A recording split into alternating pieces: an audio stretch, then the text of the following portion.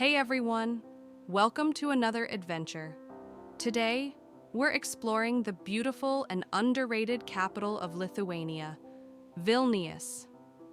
This city is like a hidden gem waiting to be discovered, and I can't wait to show you why it deserves a spot on your travel list. From its charming streets and historic landmarks to its quirky surprises and delicious food, Vilnius has a little something for everyone. Let's dive right in. We're starting our journey at the heart of the city, Cathedral Square. It's one of the most important and iconic places in Vilnius, named after the majestic Vilnius Cathedral. This cathedral has seen it all: pagan temples, medieval transformations, Soviet takeovers, and restorations. Did you know that during the Soviet era, it was closed down and used as an art gallery? There's even a rumor it was a car repair shop at one point. Imagine fixing a flat tire inside a cathedral.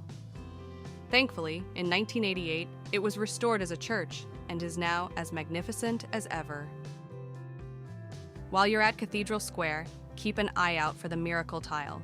It's a simple tile on the ground that's said to grant wishes. All you have to do is make a wish, spin around 3 times, and voila!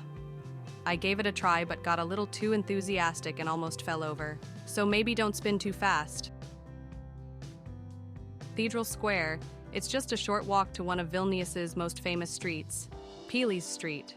This historic street used to be the main road leading to Vilnius Castle. Back in the day, it was where noble families lived, but now it's full of cute cafes, souvenir shops, and little boutiques. If you're into jewelry, you'll see a lot of amber here. Baltic amber is a big deal in this region, and the pieces are absolutely stunning.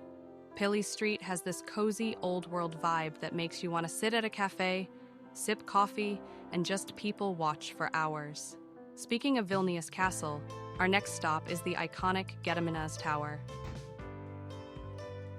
This tower is all that's left of the original castle, but it's still one of the most recognizable symbols of the city. You can climb to the top of the tower for some breathtaking views of Vilnius.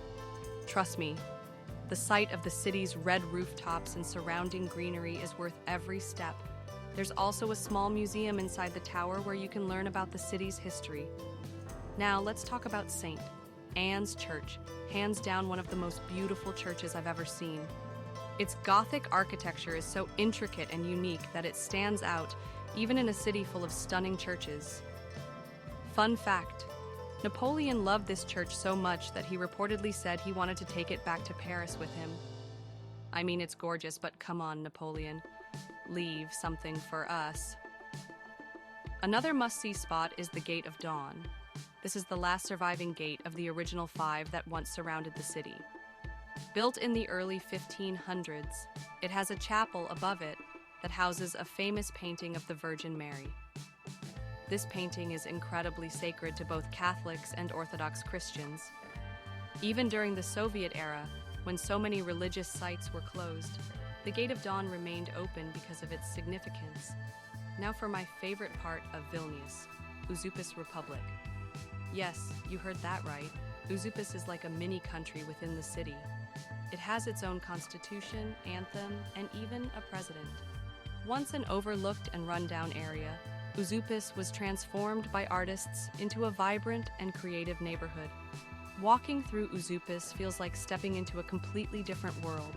You'll see quirky art installations, colorful murals, and even the Angel of Užupis statue, which is the symbol of the area. One of the Constitution's articles says, "Everyone has the right to make mistakes." Honestly, I think we should all adopt that philosophy.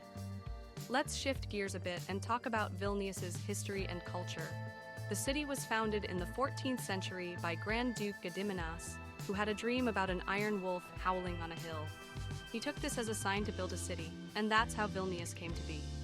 Throughout history, Vilnius has been a melting pot of cultures and religions. It's home to Catholic, Orthodox, and Jewish communities, all of which have left their mark on the city. The people here are warm, friendly, and laid back. There's this unique balance between old-world charm and modern creativity. Vilnius is the kind of place where you can explore a centuries-old church in the morning and then stumble upon a hip cafe serving artisanal coffee in the afternoon. Speaking of coffee, let's talk about food. Lithuanian cuisine is hearty and comforting. One dish you absolutely have to try is cepelinai, giant potato dumplings stuffed with meat or cheese and topped with sour cream and bacon bits. It's like a hug in food form.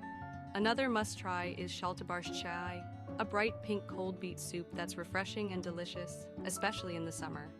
And for dessert, don't miss shakotas, a traditional cake that looks like a tree. It's as tasty as it is unique. Vilnius is also a very green city. You'll find plenty of parks and natural spaces to relax in, like the Bernardine Gardens or along the Neris River.